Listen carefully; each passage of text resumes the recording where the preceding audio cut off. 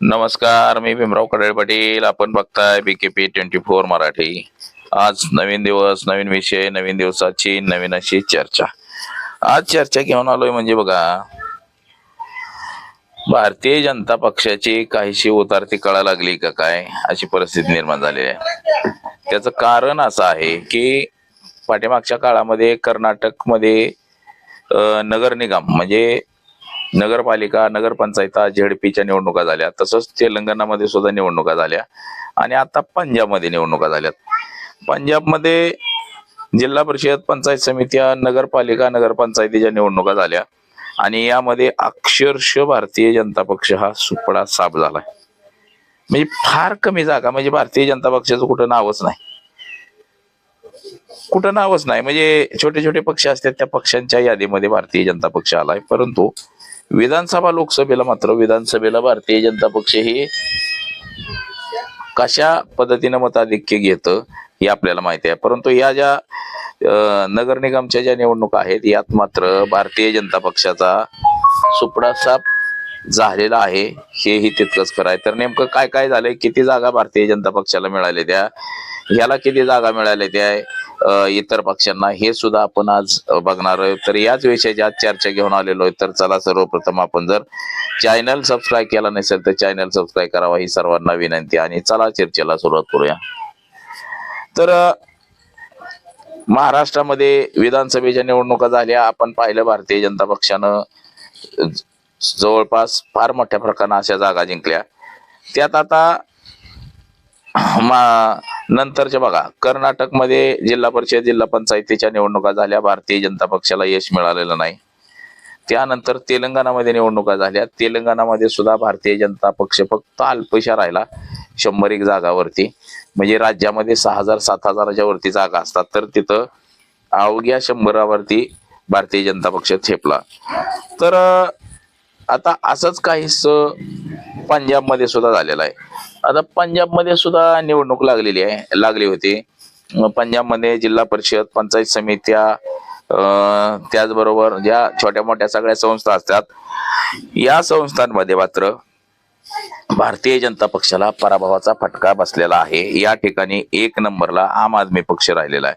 तर आता ते पक्षीय बलाबल सुद्धा आपण बघूया. बघा, पंजाबमध्ये आता हे 2026 मध्ये, म्हणजे आता निकाल झालाय त्याचा 26 मे 2026, म्हणजे 2 दिवसापूर्वी 8 महानगरपालिका, 75 नगर परिषदा आणि 19 नगर पंचायता अशा 102 नागरी संस्थांच्या 1999 प्रभागांसाठी मतदान झालं होतं.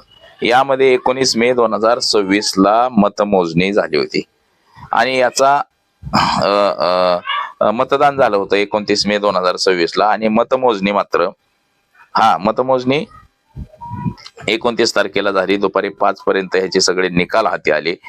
तर आता या निकालामध्ये मात्र भारतीय जनता पक्षाला जोरदार असा दणका बसलेला आहे. आणि जे आता हे 7 खासदार भारतीय जनता पक्षामध्ये गेले, राघव चड्डा याच्या सहित, हरभजन सिंग असेल पंजाब मधला, हे जे सगळे गेले, तर ह्या लोकांचा काय फरक पडलाय का, तर त्याच्यावरती सुद्धा आपण चर्चा करणार आहोत. तर अगोदर आपण हा निकाल बघू कसा कसा झालेला आहे. बघा, आम आदमी पक्षानं 849 जागा जिंकलेल्या आहेत. म्हणजे ज्या 1977 जागा आहेत त्यामध्ये 8 महानगरपालिका, 75 नगर परिषदा आणि 19 नगर पंचायता, म्हणजे ह्याचे जे नगरसेवक आहेत, या नगरसेवकांमध्ये बघा, म्हणजे ह्या ज्या सगळ्या झाल्या नगरपालिका, ह्या नगरपालिकेचे नगराध्यक्ष एकही भारतीय जनता पक्षाच्या ताब्यात नगरपालिका आलेली नाही. कुठंतरी एखादा अशा पद्धतीने त्यांचे जिंकून आलेले आहेत.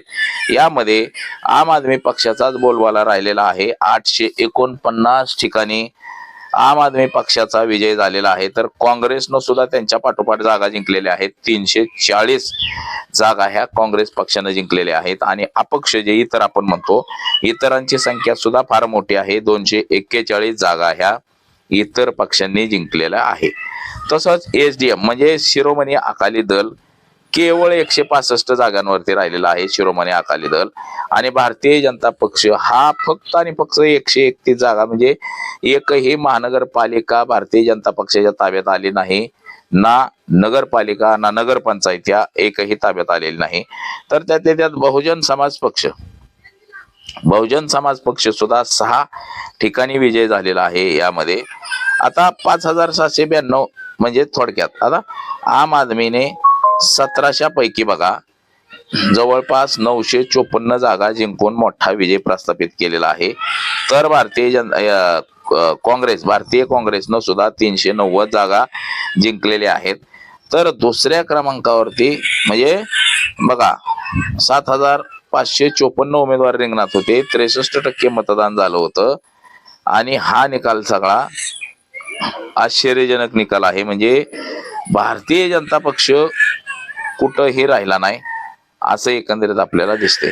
आता महानगरपालिकेचे सुद्धा निकाल जे आहेत ते महानगरपालिकेचे निकाल सुद्धा काहीसे बघा अशा पद्धतीने आहेत. महानगरपालिका ज्या 8 आहेत त्यामध्ये आहे जालंधर.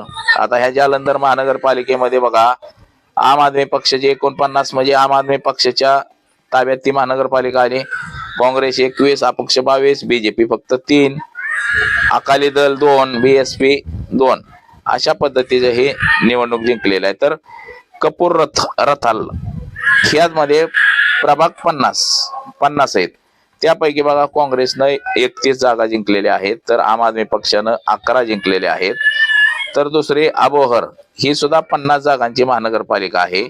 या ठिकाणी भारतीय जनता पक्षाच्या 28 जागा निवडून आलेले, तर आम आदमीच्या 20, काँग्रेसची 1 असं आहे. तर बटालामध्ये सुद्धा आपचे आलेले आहेत तिथं सुद्धा. म्हणजे ह्या ज्या निवडणुका झालेल्या आहेत या निवडणुकांमध्ये सरासरी सगळ्या ज्या निवडणुका झाल्या यामध्ये मात्र आम आदमी पक्षाचा वरचष्मा राहिलेला आहे, त्याचबरोबर त्याच्या पाठोपाठ काँग्रेस पक्षाचा राहिलेला आहे. आणि भारतीय जनता पक्ष हा अल्पशा आपल्याला दिसतोय. आता ठळक म्हणजे बघा ह्याच्यामध्ये पंजाबमध्ये आम आदमी पक्षाचाच दबदबा आपल्याला दिसतोय. राज्यात सत्ता जी आहे आम आदमी पक्षाची, या आम आदमी पक्षानं 50% जास्त जागा ह्या जिंकलेल्या आहेत. तसंच बीजेपीचा सुद्धा एका ठिकाणी महापौर बसलेला आहे, 28 नगरसेवक निवडून आलेले आहेत. अबोहर मध्ये पहिला महापौर भारतीय जनता पक्षाचा बसलेला आहे. तर दुसऱ्या स्थानी म्हणजे काँग्रेस पक्ष सुद्धा 340 जागा जिंकून दुसऱ्या क्रमांकाचा राज्यामध्ये पक्ष झालेला आहे. आता आप पक्षाची ताकद जी आहे 241 जागा जिंकून तिसऱ्या म्हणजे झालेला आहे. तर या राज्यामध्ये म्हणजे पंजाबमध्ये जे भारतीय जनता पक्षाचं जे स्वप्न आहे पंजाब ताब्यात घेण्याचं, हे जे 7 गद्दार खासदार झालेले आहेत, राघव चड्डा याच्यासह हरभजन सिंग असेल कोणी असेल, यांच्या घरासमोर मात्र या इथल्या लोकांनी गद्दार गद्दार असे पोस्टर सुद्धा लावले गेलेले आहेत. आणि आपल्याला माहिती आहे की भारतीय जनता पक्ष हा मोठ्या प्रमाणामध्ये ताकद लावतो आणि निवडणुका जिंकण्याचा प्रयत्न करत असतो. मग ते सामदाम दंडभेद, मशीन मॅनेज असेल, निवडणूक आयोग मॅनेज असेल, सुप्रीम कोर्ट मॅनेज असेल, ईडी सीबीआय, ह्या सगळ्या लोकांना मॅनेज करून भारतीय जनता पक्ष कशा पद्धतीनं निवडणुका जिंकतं हे सुद्धा आपण पाहिलेलं आहे. आता तरी सुद्धा इथं पंजाबमध्ये मात्र आम आदमी पक्ष हा पहिल्या क्रमांकाचा पक्ष ठरलेला आहे. त्यानं राज्यातल्या 50% जास्त जागा एकट्या पक्षानं जिंकलेल्या आहेत. महाराष्ट्रात सुद्धा 50% एवढ्या जागा भारतीय जनता पक्षाला जिंकता आलेल्या नाहीत. तर त्या पंजाबमध्ये आम आदमी पक्षानं मात्र 50% जास्त जागा जिंकलेल्या आहेत. ही निवडणूक म्हणजे विधानसभेची सेमीफायनल अशी समजली जाते. म्हणजे जिल्हा परिषदा, पंचायत समित्या, नगरपालिका, महानगरपालिका, नगरपंचायतीच्या ह्याच्या ज्या निवडणुका असतात या मात्र विधानसभेची सेमीफायनल समजली जाते. आणि ही सेमीफायनल मात्र पंजाबमध्ये भारतीय जनता पक्षाला डावललं गेलेलं आहे. आणि आम आदमी पक्ष हा पहिल्या क्रमांकावरती आलाय, तर दुसऱ्या क्रमांकावरती काँग्रेस पक्ष आहे, तिसऱ्या क्रमांकावरती शिरोमणी अकाली दल आणि पार 5व्या-6व्या नंबरवरती भारतीय जनता पक्ष गेलेला आहे. जसं तेलंगणामध्ये झालं, तेलंगणामध्ये सुद्धा मोठ्या प्रमाणामध्ये काँग्रेस पक्षाचा विजय झाला तसंच कर्नाटकमध्ये सुद्धा झालं, केरळमध्ये सुद्धा झालं की भारतीय जनता पक्ष आपल्याला कुठंच दिसत नाही. फक्त आणि फक्त भारतीय जनता पक्ष हा जे इतर राज्य आहेत यामध्ये आपल्याला दिसतोय, तिथं सुद्धा मतामध्ये हेराफेरी गडबडी करून भारतीय जनता पक्ष निवडून येतो. असे जे विरोधकाचे आरोप आहेत, हे आरोप मात्र कायमस्वरूपी भाजपच्या माथी मारले जातात की काय, असं एकंदरीत आपल्याला दिसतंय. तर बघा, भाजप मात्र काही कशा निवडणुका जिंकायच्या, म्हणजे या सारच्या माध्यमातून काय काय पण करून जिंकायच्या, हे भाजपला आता स्ट्रॅटेजी गावलेली आहे. परंतु या स्ट्रॅटेजीच्या विरोधात सुद्धा अनेक लोक रस्त्यावरती उतरायला लागलेले आहेत. त्याच्यामुळं येणाऱ्या काळामध्ये भारतीय जनता पक्ष हा सुपडा साफ होतोय की काय, भारतीय जनता पक्षाची येणाऱ्या काळामध्ये कुठल्याही राज्यात सत्ता येते का नाही, हे सुद्धा बघणं गरजेचं आहे. तर आज एवढंच. माझा सहकारी कॅमेरामन अनिकेत समी भीमराव कडाळ पाटील, BKP 24 मराठी, इंदापूर, पुणे.